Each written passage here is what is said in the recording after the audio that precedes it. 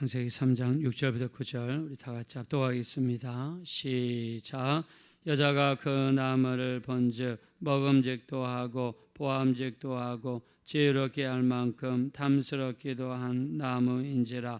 여자가 그 열매를 따먹고 자기와 함께 있는 남편에게도 주매 그도 배운지라.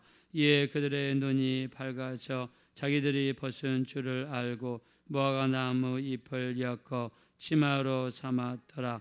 그들이 그날 바람이 불 때 동산에 거니시는 여호와 하나님의 소리를 듣고 아담과 그의 아내가 여호와 하나님의 낯을 피하여 동산 나무 사이에 숨은지라. 여호와 하나님이 아담을 부르시며 그에게 이르시되 내가 어디 있느냐. 아멘. 창세기 3장은 인류가 최초로 지은 원죄에 대한 내용이라고 말씀드렸습니다. 자, 그러나 원죄 전에 하나님께서는 우리에게 원복을 주셨다. 하나님께서 우리 사람을 지으시고 나서 처음으로 하신 일은 우리에게 복을 주셨다는 것입니다. 아담과 하와를 지으시고 그들에게 최고의 동산, 에덴 동산을 주셨습니다. 최고의 장소였습니다. 먹을 것으로 풍족하였고 염려, 근심, 걱정이 없었으며 에덴 동산의 가장 큰 점은 무엇일까요? 바로 동산에 거니시는 하나님이 계셨다는 거죠. 우리가 금방 읽었던 것처럼 8절에 보니까 그들이 그날 바람이 불 때 동산에 거니시는 여호와 하나님의 소리를 듣고, 자, 하나님은 에덴 동산에서 거니셨다라고 그랬습니다. 아마 하나님께서 아담을 부르시고 하와를 부르신 다음에 나오너라 데리시고 동산을 거니셨다 하셨으니까 같이 데리고 거니셨지 않았을까. 하나님과 동행하며 하나님을 직접 뵙고 하나님과 교제가 있었던 참으로 좋은 곳이었습니다. 자, 아담과 하와는 이 에덴 동산의 가치를 알았을까요? 알지를 못했어요. 왜냐? 태어날 때부터 그들은 에덴 동산에 살았기 때문입니다. 자, 우리가 지금 현재 가지고 있는 것, 현재 누리고 있는 것, 우리가 현재 처한 상황을 잘 알지 못하면 감사를 모릅니다. 우리가 가지고 있는 것, 누리고 있는 것, 우리가 정말 하나님 앞에 감사하지 않으면 자칫 잘못하면 빼앗길 수 있는 것이죠. 자, 그래서 우리 신앙생활에서는 자족하는 마음이 너무나 중요합니다. 디모데전서 6장 6절 자족하는 마음이 있으면 경건은 큰 이익이 되느니라. 우리가 세상에 아무것도 가지고 온 것이 없음에 아무것도 가지고 가지 못하리니 먹을 것과 입을 것이 있은즉 족한 줄로 알지니라 라고 말씀했습니다. 그래서 우리는 지금 현재 있는 상황에 감사할 때에 우리가 현재 가지고 있는 것 이상으로 지킬 수 있는 능력을 하나님이 주시는데, 내가 지금 현재 있는 상황에 대해서도 감사할 줄 모르고 만족할 줄도 모르고 내가 그런 삶을 살아간다 그러면 자기가 가지고 있는 것도 빼앗길 수 있다는 것이죠. 그래서 에덴 동산의 가장 큰 축복은 하나님과 동행하는 삶, 에덴 동산에서 하나님과 같이 산책하는 삶, 자, 이런 삶을 살았습니다. 자, 자기가 가지고 있는 것을 귀한 줄 알지 못했던 아담과 하와는요, 마귀와 교제를 하게 되고 마귀의 음성을 듣게 됩니다. 자, 그리고 절대로 보아서는 안 되는 선악을 알게 하는 열매를 보게 되죠. 보는 순간에 어떻게 합니까? 견물생심이라고 탐심이 들어왔습니다. 자, 6절 말씀으로 다시 돌아가겠습니다. 시작. 여자가 그 나무를 본즉 먹음직도 하고 보암직도 하고 지혜롭게 할 만큼 탐스럽기도 한 나무인지라. 여자가 그 열매를 따먹고 자기와 함께 있는 남편에게도 주매 그도 먹은지라. 네. 자, 이 선악을 알게 하는 나무는 어디에 있습니까? 동산 중앙에 있어요. 어떤 학자의 글을 읽어보니까 에덴 동산은 어마어마하게 큰 나라 정도로 큰 면적이었을 것이다, 이렇게 적으신 책을 읽어본 적이 있습니다. 자, 그 땅이 얼마나 큰지는 알 수 없지만 간음해 볼 때에, 자, 이 땅에 있는 모든 나무의 열매가 자리 잡았을 것이고 이 땅에 있는 모든 동물들이 거기에서 살았을 것이고, 자, 최소한 이 정도만 생각해도 에덴 동산이 우리가 생각하는 뒤뜰 아니면 동네 공원 이 정도는 아니었을 것이다. 최소한 어마어마한 면적이었을 것이다. 자, 그러면 하와가 이 열매를 보기 위해서는 어디를 가야 됩니까? 동산 중앙까지 가야 되는 거예요. 자, 최소한 어느 정도 거리는 가야 됩니다. 자, 그 거리를 가서 열매를 보는 순간 먹음직하고 보암직하고 지혜롭게 할 만큼 탐스러운 나무인 것을 발견했습니다. 보는 순간에 죄를 짓게 된 거예요. 자, 그래서 성경은 끊임없이 너희가 무엇을 듣는가 스스로 삼가라. 또 베드로후서 2장 8절에는 의인이 그들 중에 거하여 날마다 저 불법한 행실을 보고 들음으로 그 의로운 심령이 상한다. 자, 내가 처한 상황이요, 나를 유혹하는 상황이다. 나를 죄를 짓게 만드는 상황이다. 내가 어쩔 수 없이 세상과 타협할 수 없는 상황이다면 어떻게 됩니까? 나와야 되겠죠. 나와야 됩니다. 하나님의 소돔과 고모라에서 롯을 꺼내주신 것처럼 내가 있는 상황이 죄를 짓는 상황이다. 나와야 되겠죠. 근데 하와는 안타깝게도 제가 있는 곳으로 가버리고 말았습니다. 자, 자기가 먹어보니까 맛있었겠죠. 자, 그리고 그것을 남편에게 주었습니다. 아담은 두 번 생각하지 않고 자기 아내의 말을 듣고 같이 죄를 지었습니다. 결과가 어떻습니까? 처참했죠. 에덴 동산에서 쫓겨났습니다. 그리고 일평생 땀을 흘리며 먹고 살아야 됩니다. 여자에게는 해산의 고통이 왔습니다. 그 전에 온 땅에는 각종 진기 명기 수많은 과일들이 있었는데 그 땅이 어떻게 바뀌었습니까? 가시와 엉겅퀴가 나는 땅으로 바뀌고 말았습니다. 그 말은 무슨 말입니까? 먹고 살 수 있는 것이 그만큼 줄어들었겠죠. 그러니까 힘써서 일을 해야 되는 상황으로 바뀌어버리고 말았습니다. 자, 이런 것들은 물질적인 것이죠. 가장 큰 무서운 것은 영적인 단절입니다. 하나님과의 교제가 끊어지고 말았습니다. 하나님을 더 이상 뵐 수 없고, 더 이상 음성을 들을 수 없고, 더 이상 하나님과 교제할 수 없고, 이제 죄를 지었으니까 죄인이 되었죠. 죄의 삭은 사망이라고 그랬습니다. 이것으로 말미암아 인류에게 사망이 오고 고통이 오고 병과 질병과 가난과 저주가 오고, 그리고 이 지구는요 이제 계절의 변화가 일어나고 이런 무서운 역사들이 발생했습니다. 여러분, 죄는 이렇게 무섭죠. 가장 큰 무서움은 하나님과의 단절이죠. 이제 하나님께로 갈 수 없는 죄인이 되어버리고 말았어요. 하나님과의 단절, 우리 인류에게 있어서 가장 무서운 것이죠. 더 뼈아프고 무서운 것은요, 이로 말미암아 이 문제를 해결하고 인류를 본 자리에 되돌리시기 위해서 우리 예수 그리스도가 이 땅에 오실 수밖에 없었습니다. 아담과 하와가 죄를 지어서 부끄러워서 숨어 있을 때 하나님께서는 그들을 찾아 나섭니다. 그리고 그들에게 가죽 옷을 입혀주십니다. 자, 우리 한번 본문 말씀으로 한번 가보실까요? 우리 21절입니다. 21절 한번 다 같이 우리 창세기 3장 21절 다 같이 읽겠습니다. 시작. 여호와 하나님이 아담과 그의 아내를 위하여 가죽옷을 지어 입히시니라. 아멘.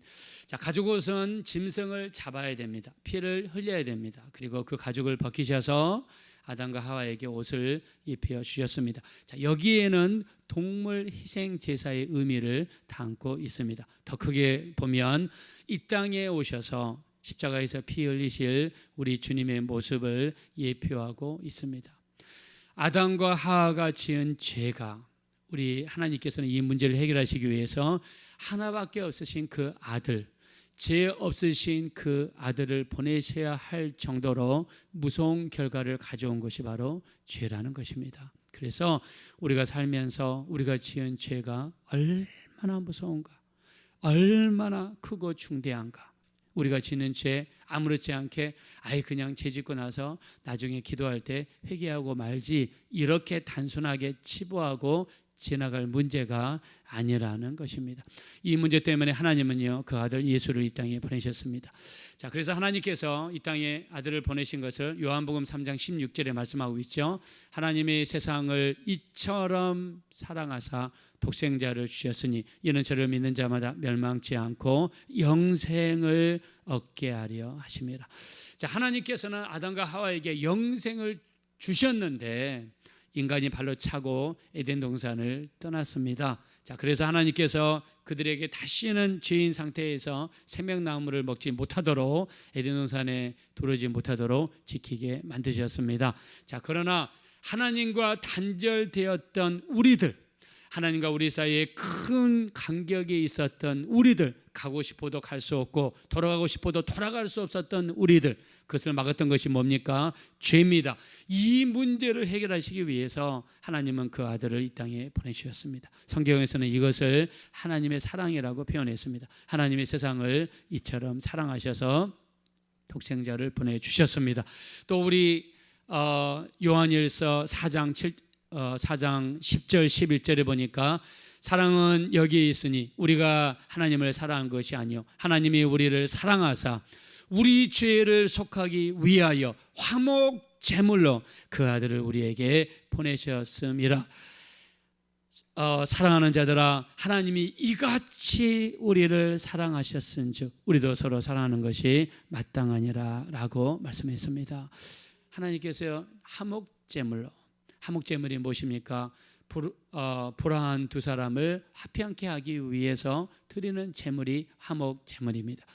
예수님은 하나님과 우리들 죄로 말미암아 원수되었던 이 관계를 화평케 하시기 위해서 우리 예수님은 이 땅에 오셨습니다. 그래서 예수님을 화평이라고 칭했습니다. 에베소서 2장 14절 그는 우리의 화평이신지라 둘로 하나를 만드사 우리 죄를 속하기 위하여 자신을 화목제물로 드리셨다라고 말씀했습니다. 예수님은 우리를 하나님께로 데려가시기 위해서, 하나님과 우리 사이의 관계를 회복시키시기 위해서, 에덴 동산의 관계로 회복시키시기 위해서 예수님이 이 땅에 오셔서 우리를 위하여 피 흘려 주셨습니다. 그러므로 죄가 얼마나 무서운가.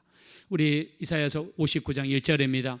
우리 하나님의 손이 짧아서 우리를 구원하지 못하심도 아니요 귀가 둔하여 우리를 듣지 못하심이 아니라 너희의 죄가 너희와 하나님 사이를 갈라 놓았고 너희의 죄가 그의 얼굴을 가리워서 그로 하여금 듣지 않으시게 함이니라고 그랬습니다.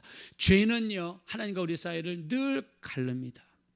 예수님의 보혈로 제사받은 우리들이 여러분 끊임없이 만약에 죄를 지으면 또 하나님과 우리 사이에 갈라질 수밖에 없어요. 그래서 이사야 선지자는 이야기하죠. 이사야서 1장 15절입니다. 너희가 손을 펼 때 내 눈을 가릴 것이며 너희가 아무리 오래 기도할지라도 내가 듣지 아니하리니 너희 손에 피가 가득함이라. 오라 우리가 서로 변론하자. 너희 죄가 주홍 같을지라도 눈과 같이 희어질 것이요 너희 죄가 진홍같이 붉을지라도 양털같이 희게 되리라 말씀하셨습니다. 그래서 하나님은 끊임없이 우리를 향하여 손을 벌리고 계시고 붙들고 계시죠. 우리 죄를 지었을 때 하나님 어떻게 하셨습니까? 아담아 어디 있느냐, 아담아 어디 있느냐. 하나님이 돌아다니시면서 찾으셨습니다. 하나님은 몰라서 찾으셨을까요? 아시죠? 그러나 죄 지은 우리들이 우리 죄를 가지고 하나님 앞에 나와서 죄를 고백하고 실토하고 회개할 때까지 기다리시는 하나님의 모습을 볼 수 있습니다. 여러분, 하나님이 지금 우리를 부르신다면 아담아 어디 있느냐 부르셨던 것처럼 여러분의 이름을 부르신다면 아무아무개야 어디 있느냐, 유진아 어디 있느냐 여러분 부르신다면 여러분의 영적 주소를 어디 있다라고 말씀하시겠습니까? 아담과 하와는 지약 중에 있었어요. 하나님 앞에 담대하게 나가지 못했습니다. 부끄러워서 뒤에 숨었습니다. 예수님의 보혈로 제사받은 우리들, 우리 하나님께서 돌아다니시면서 너 아무아무개야 어디 있느냐 이렇게 물어보실 때 여러분 여전히 우리 죄 가운데 거하면서 부끄러워서 뒤에 숨어 있으시겠습니까? 이거는 아담과 하와가 죄를 지었을 때 처음 모습입니다. 근데 지금은 예수님의 은혜로, 예수님의 보혈로, 예수님의 용서하심으로 하나님의 자녀가 되었고 관계가 원상복구가 되었는데 여전히 우리는 죄 가운데 있고 세상과 착하고 있고 부끄러워서 나가지 못하는 상황이라면 이거는 이제 심각한 문제가 아닐 수가 없습니다. 자, 시편 66편 18절입니다. 내가 내 마음의 죄를 품으면 하나님이 우리 기도를 듣지 않으신다 그랬습니다. 또 잠언서 28장 13절입니다. 죄를 숨기는 자는 형통하지 못하나 죄를 자복하고 버리는 자는 불쌍히 여김을 받으리라 그랬습니다. 누가복음 15장에 보면 돌아온 탕자에 대한 비유가 있습니다. 아버지로부터 미리 유산을 떼어가지고 이민을 가서 여자들과 놀면서 날려버리고 말았습니다. 자, 지업 열매를 먹을 때야 자기가 있었던 그 자리가 얼마나 축복의 자리였는지를 깨닫습니다. 아버지로부터 맞아 죽을 각오하고 돌아올 때에 아버지의 모습은 어떤 모습인가요? 누가복음 15장 20절에 보니까 아직도 거리가 먼데 아버지께서 측은히 여겨 달려가서 목을 껴안으며 입을 맞추고 새 옷을 입혀주고 새 신발을 신겨주고 손에 가락지를 끼워주고 집에서 가장 맛있는 송아지를 잡아가지고 동네 사람들을 불러서 잔치했습니다. 내가 잃었다가 다시 찾은 그 기쁨을 이기지 못하여서 아버지는 잔치를 벌였습니다. 우리 하나님 아버지는요, 언제든지 두 손을 벌리고 우리가 돌아와서 회개하기를, 돌아와서 예배를 회복하고 기도를 회복하고 말씀을 회복하기를 그 누구보다도 간절히 원하시는 분이 우리 하나님 아버지가 되시는 줄로 믿습니다. 우리 하나님께서 찾으시기 전에 먼저 하나님께 돌아가셔서 내가 죄인입니다 고백하시고 하나님과의 관계를 끊임없이 회복하시고 원상복귀시키시고 우리 예수님의 보혈, 주님의 보혈을 의지하셔서 우리 날이 갈수록 주님과의 교제가 깊어지시고 더 나아가서 나로 말미암아 다른 영혼들도 하나님과 합병케 되는 역사가 나의 전도와 기도를 통해서 이루어지게 만드시는 우리 모두가 되어지시기를 예수 이름으로 축원드립니다. 이 시간 기도하실 때 정말 우리 죄는 아담과 하와를 에덴 동산에서 몰아냈습니다. 하나님과의 관계가 단절되었습니다. 그동안 누렸던 모든 축복을 잃어버렸습니다. 우리 정말 죄는 이렇게 무서운 것입니다. 그래서 히브리서 12장 14절에는 너희가 죄와 싸우되 피 흘리기까지 싸우라고 말씀하고 있습니다. 우리 죄와 싸우되 피 흘리기까지 싸울 수 있도록 우리를 도와주십시오. 참으로 우리 죄가 얼마나 무서운 것을 알고 걸어간 삶, 깨끗한 삶을 살게 도와주시고 우리 하나님과 깊은 교제가 예수님의 보혈로 말미암아 늘 충만하게 이루어질 수 있도록 그래서 이 땅에서 승리하게 도와주시고 또 나라만 말미암아 주변에 믿지 않는 영혼들 또 사랑하는 영혼들을 하나님께로 합평시키는 우리가 되게 달라고 기도하겠습니다. 돌아오시고 잡으라시 하나님 감사합니다. 우리 하나님 우리를 불쌍히 여겨주십시오.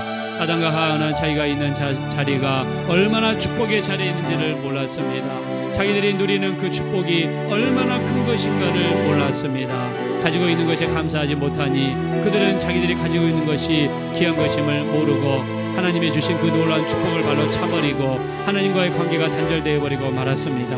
그러나 죄의 결과가 어떻습니까? 우리 예수님이 이로 말미암아 오실 수밖에 없었습니다. 십자가에 오셔서 그 모진 고통, 그 모진 십자가를 감당하실 수밖에 없었습니다. 죄인 되었던 우리들을 다시 원상복귀시키기 위해서 우리 주님이 이 땅에 오셨습니다. 하나님 정말 감사합니다. 그러하신 하나님 아버지 예수님을 이 땅에 우리에게 보내주심을 감사합니다. 주님이 오시지 않았더라면 우리 죄는 그대로 남아있어서 하나님께로 갈 수도 없고 우리는 영원토록 저 무서운 심판 속에 빠져서 저 불구덩이 속에서 고통당할 수밖에 없는 어리석고 부족한 자들이었습니다. 그러나 이런 어리석은 자들을 하나님께서 불쌍히 여기셔서 예수 믿게 하시고 하나님의 자녀가 되게 하시고 우리 구원받게 하시고 우리 다시 하나님과의 관계를 원상복귀시켜 주심에 진심으로 감사합니다. 존귀하신 하나님 우리를 도와주십시오. 우리 하나님 우리가 이 땅에 사는 동안 죄와 싸우되 피 흘릴까지 싸우게 도와주십시오.